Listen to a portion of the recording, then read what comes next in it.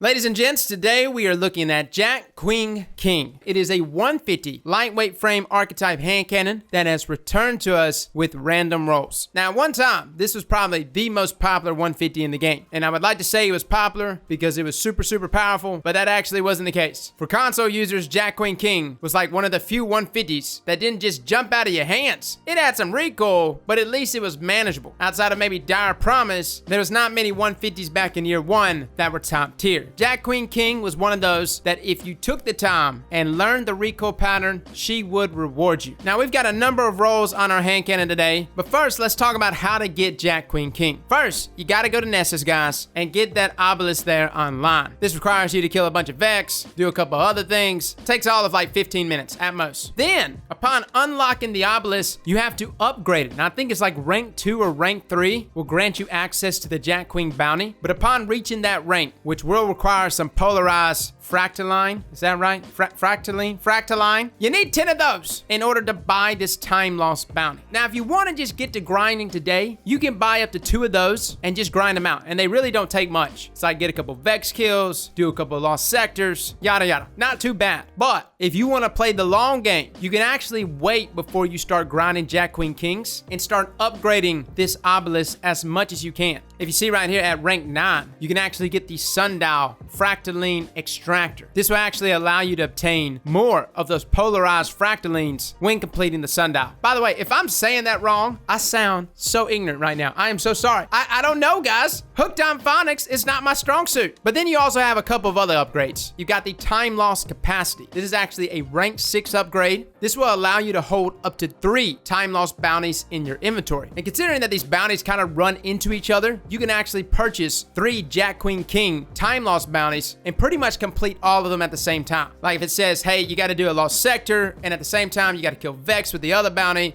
well, then you want to go do a lost sector that involves you killing Vex. And if it wants void ability kills, you want to kill those Vex with some void abilities. You see where I'm coming from? Long story short, guys, you just want to make sure you're getting everything you can with each stroke here. And then, of course, if you get it up to rank 11, which I don't even know what this thing maxes out at, you get the Enhanced Time Lost Stasis. This actually will drop the required progression rate by 25% here, allowing you to complete these time lost bounties even faster. So again, guys, you don't necessarily have to just start burning all of our polarized fractalines here and start farming for Jack Queen King right now. You play the long game, which is what I advise here. And we're going to talk about this more with some of our other weapons. This will actually go a long way in helping you complete these bounties and obtaining that God roll. Now, speaking of God rolls, let's go over the rolls that we have here today. We actually got a number of them. We farmed for like a total of 6 or 7 Jack Queen Kings. Some of them were poopy. Some of them, though, were very much God roll. The kind of God roll that I would take into any PvE or PvP activity. So first up, let's just touch up on one of the roles that has been fantastic to me. Subsistence and Rampage. Oh, baby. I love this trait combination on Spare Rations. And essentially, Jack Queen King here is a carbon copy of that, except it's in the energy slot, which in some cases is super beneficial. Considering we have arc burn going on right now in the Sundial as well as strikes, this would be perfect for that. And considering the buff that Subsistence got back in Shadowkeep, it is a much better trait now. It doesn't nearly kill off those reserves, but I would recommend, if you're gonna rock something like Subsistence with Rampage, get you some ammo finder perks, guys. Maybe even rock a scavenger perk. Not saying you're gonna run out of ammo, but you will chew through it pretty fast, especially if you're running high on Rampage ×3. And if you got a Rampage spec, you're feeling it, boys. Like, look at me, man. This train ain't slowing down for nothing, except of course if I run out of ammo, which is why you probably need an ammo finder perk for something like Subsistence, which takes us to our next role. Now, this role, I didn't know what to think of it at first. It was almost confusing. Demolitionists, which allows me to generate grenade energy with each hand cannon kill. It also allows me to reload this weapon automatically when I activate my grenade ability. But right next to it is Surrounded. Now, Surrounded's good, especially with Surrounded spec. If you can get 3 or more enemies around you at all times, you got a 40% buff going, which is pretty nasty. Combine something like that with Arc Burn, you got a deadly weapon in your hands. Now, Demolitionist, yes, it's more of a passive trait. It gives you back grenade energy. In this case, it's perfect. I don't necessarily have a reload perk here. I'm kind of positioning myself where every time an enemy spawns, Surrounded is always being procced. Pendant Mag gives me a nice little bump there in magazine size, and stopping a reload definitely pumps the brakes there. But if you got Demolitionists, you simply just throw a grenade and voila, you just auto-reloaded your weapon. I don't know why I'm getting so excited about these rolls. I'm a little too amped right now, but it was good, guys. It actually allowed me to sit up top, shoot a bunch of Cabal in the face, and occasionally I just lob a grenade somewhere. The only downside is Surrounded. It is a nice buff, and technically, Surrounded with Surrounded Spec is currently one of the best damage perks in the game, being only beat by like, I think what, multi-kill clip, Rampage, Swashbuckler, all of those things cap out around 30-34%, as well as something like Kill Clip. The only thing I didn't like was, again, you're using a hand cannon. It's not like a special weapon. You're not right there against all of your enemies. So there was a lot of times that Surrounded and Surrounded Spec was not proccing for me, which is super unfortunate. I honestly think it's because it doesn't go through walls. Correct me if I'm wrong, guys. I think Surrounded Spec with Surrounded requires the enemy to be visible in order for that perk to proc, which is super unfortunate. Now, in terms of the God roll for my PvE players, before we get into PvP, I would say those rolls, Subsistence with Rampage, is about the best you can get. But there's also another roll that I am going to fall in love with. And that is actually Subsistence with Dragonfly. So someone actually tweeted out to me and said that Dragonfly procs Subsistence, meaning if you actually get an AoE damage effect that kills a number of enemies, that all would proc something like Subsistence, and depending on how many kills you got, would decide how much it reloads your magazine. We talk about how deadly Fatebringer was back in the day. This is essentially like Fatebringer 2.5. It goes the extra mile here. What's so beautiful here is that this weapon is art, which is kind of a coincidence since Fatebringer was also art. Now, I don't know if that's necessarily the God roll, but that sounds pretty good. And Dragonfly is a much better perk in this current sandbox than it ever was before. Combine that with something like a Dragonfly Spec, you got some potency there. Outside of that, all the rolls that you saw me using just now, Demolitionists, Surrounded, Rampage, Subsistence, if you want to throw a little bit of Swashbuckler in there, those will all do you just fine. Now, moving on into PvP. PvP, boys, like I said, at one time, this was like the hand cannon to use, especially for console users. But at that time, we didn't have weapons like Waking Vigil, Thorn, Spare Rations. You're talking about some of the most consistent hand cannons in the game in that department, especially something like Spare. Can Jack Queen King here hang with something like Spare Rations? I think Jack Queen King is a very good hand cannon, and my Subsistence Rampage roll here was definitely popping some people. Now, just like all 150 round per minute hand cannons, you're looking at a 0.8 second time to kill with a range upwards to 27, maybe 28 meters. That is, of course, depending on your roll. But here are the things that are working against Jack Queen King. Number one, when comparing it directly to Spare Rations, Spare has things like Rapid Hit, which is a godsend perk. Spare also can roll with things like Rangefinder.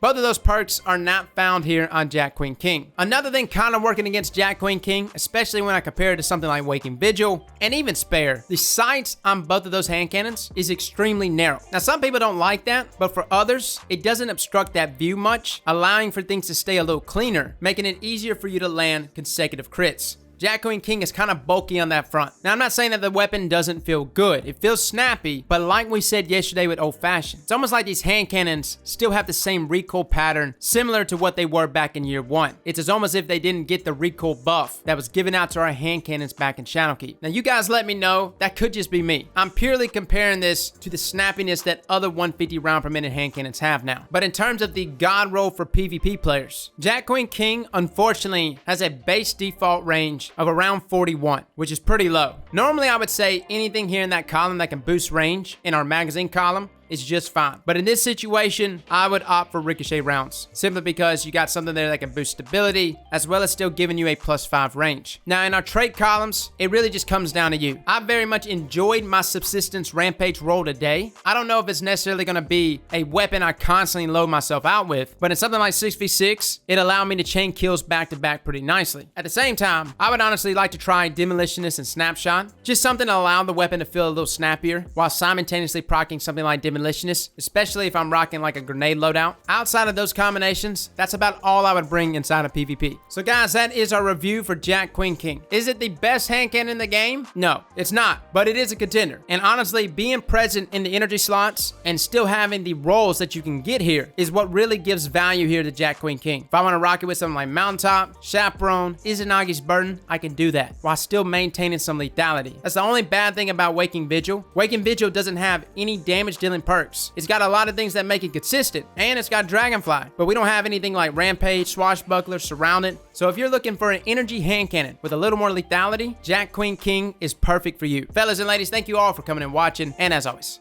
slap that like button like your mama told you right.